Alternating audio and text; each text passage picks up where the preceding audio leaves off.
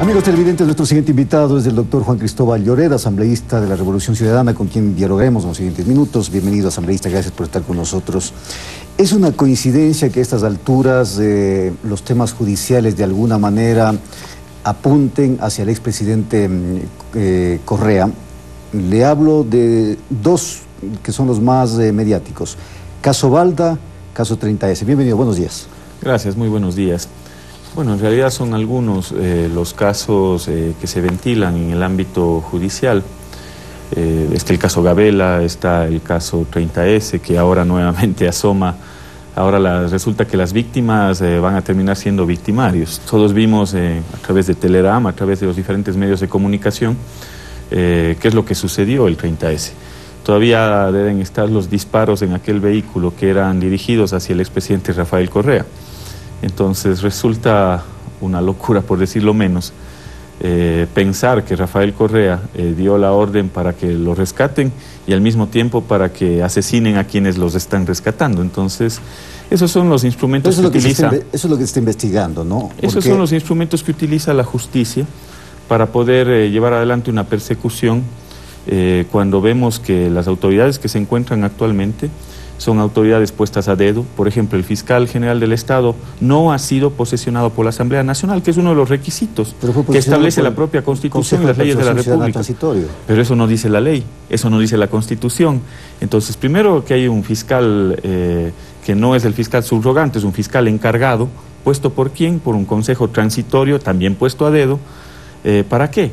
Con una sola consigna, perseguir a los líderes de lo que fue un proceso de revolución ciudadana. Pero esto no es una estrategia solo nacional, esto es una estrategia internacional. ¿Por qué cree usted que hay una persecución contra el expresidente de la República? Bueno, pues se lo ha establecido de distintas formas la posibilidad de bloquearlo. Hay un bloqueo político. El partido, precisamente hoy día venía escuchando en un noticiero, que se está legalizando alrededor de 230 movimientos y partidos a nivel nacional, pero hay uno solo que no se le puede legalizar, que es el partido de la Revolución Ciudadana, de aquellas personas que están cercanas o que estuvimos cercanas a Rafael Correa en su momento. Entonces, cuando vienen a hablar de los aires de libertad y la posibilidad que tienen todos los ciudadanos de participar políticamente, de expresar lo que sienten, eso no se está dando en el Ecuador, sobre todo direccionado a quienes pertenecíamos a la Revolución Ciudadana. Entonces hay un bloqueo político de por medio, que eso ha sido denunciado ante instancias internacionales, porque aquí a la justicia ordinaria no podemos, en las actuales circunstancias, recurrir. Entonces a las instancias internacionales hay un bloqueo político, pero también hay un proceso de judicialización de la política, el lawfare, con un claro direccionamiento a poder perseguir a aquellos líderes que pudieran tener alguna opción electoral en el futuro. Ahora, habrá quienes dirán, sí, pero esto también de la misma manera se actuó en el pasado. Es decir, hubo persecución a líderes políticos, se judicializó determinados temas, hubo de alguna manera una campaña por silenciar a las voces críticas, sin que eso esté bien. ¿Pero no se está haciendo lo mismo? No, en ningún momento. No, jamás ha habido una persecución como la que se le está planteando en este preciso momento. Y por el contrario, si es que en algún momento hubo algún gobierno fuerte en el sentido de poder poner en orden ese país que tuvo en algún momento 7 presidentes en 10 años, pero eso no significó bajo ningún punto de vista un bloqueo político, por ejemplo. Usted recordará que el partido roldosista ecuatoriano no logró sacar el 5% en 2 procesos electorales, recogieron las firmas y ahora se llaman FE. Usted recordará que el MPD tampoco perdió su personería jurídica, recogieron las firmas y ahora se llama Unión Popular. Y así por el orden. En ningún momento hubo un bloqueo político como lo que está viviendo el Ecuador. Yo no recuerdo jamás que algún catedrático, por participar en un programa de opinión y que tenga una posición crítica hacia el gobierno, se lo haya cesado o se lo haya mandado a su casa por participar en un programa de televisión, como lo que está ocurriendo aquí en el Ecuador.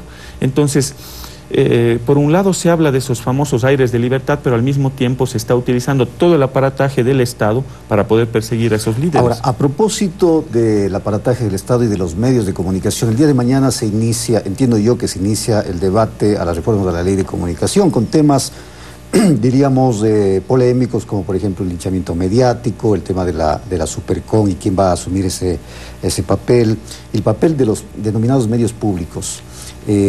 ¿Cuál va a ser la posición de ustedes como bloque? Bueno, justo hoy vamos a tener una reunión de la bancada. Sin embargo, yo quiero rescatar ahí algunos temas desde el punto de vista personal como legislador, sobre todo cuando se plantea que sea la Defensoría del Pueblo quien pueda asumir aquellas funciones que estaban establecidas para la Supercom. A mí me parece que se necesita establecer un órgano que tenga la experiencia necesaria, un órgano calificado, un órgano que no tenga, entre otras competencias, las que tiene la Defensoría del Pueblo. Tiene que ser un órgano especializado para poder aplicar la ley. Pero crear otra Supercom sería con otras características, o fortalecer la Defensoría del Pueblo como un órgano especializado para poder aplicar lo que está establecido en la Ley de Comunicación.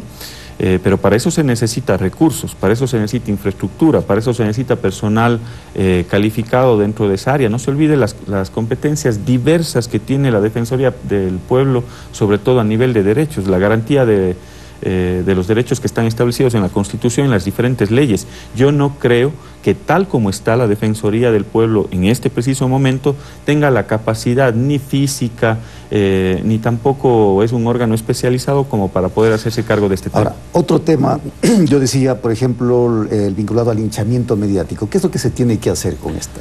Mire, yo creo que se tiene que seguir estableciendo lo que rezaba la anterior ley de comunicación o la actual ley de comunicación con respecto al linchamiento mediático, porque son figuras que nos permite, por ejemplo, en estos casos, los que está viviendo el Ecuador, poder recurrir a la ley para que se pueda generar ciertas sanciones a quienes utilizan toda esa infraestructura comunicacional en contra de determinados políticos, en contra de determinadas personas, ciudadanos. Esto no solo pasa a nivel político, también pasa a nivel de ciudadanos, que cuando se establece una garantía plena de sus derechos, el principio de inocencia, por ejemplo, un ciudadano no puede ser linchado mediáticamente sin el debido proceso judicial. Entonces yo creo que esas figuras se tienen que sostener y que se tienen que mantener en la ley. ¿Qué debería pasar con los denominados medios públicos y qué papel deberían cumplir estos medios? Porque ahí también hay un cuestionamiento de cuáles deberían ser las funciones y cuál debería ser el papel de trabajo que tienen que realizar estos medios. Bueno, los medios públicos siempre tienen que tener una línea independiente. Lamentablemente eso no ha ocurrido en estos últimos tiempos. Ahí también existe un bloqueo mediático. No he podido estar en un solo medio público pese a los recurrentes pedidos. Yo más bien agradezco a Telerama que nos permite salir al aire. Y siempre lo ha hecho. Yo rescato esa pluralidad que existe en este medio de comunicación, no así en los medios públicos. Pero en épocas pasadas, asambleísta, no se utilizó los medios públicos, o más bien, los medios públicos no son utilizados para determinados intereses del gobierno de turno. Mire, eso es lo que se tiene que tratar de evitar. Y ha habido un anuncio desde hace algunos meses atrás en el sentido de que esos medios públicos saldrán a la venta. Pero al igual que todo lo que sucede en el país, quedan en simples anuncios. Recuerde usted, se anunció la venta de los aviones, se anunció el retiro de la seguridad a los ministros, se anunció una serie de medidas cosméticas que lo que buscan es simplemente tener un impacto mediático por parte del gobierno, más en la práctica hasta ahora no se ha concretado absolutamente nada de lo que se ha planteado por parte del gobierno nacional. Entonces, a mí sí me llama la atención, sobre todo cuando se habla de esa independencia y sobre todo de la posibilidad de llevar adelante un proceso, un modelo político y un modelo económico en el cual no se han concretado ni siquiera los anuncios hechos por el gobierno nacional. Gracias al doctor Juan Cristóbal Lloreda, asambleísta de la Revolución Ciudadana.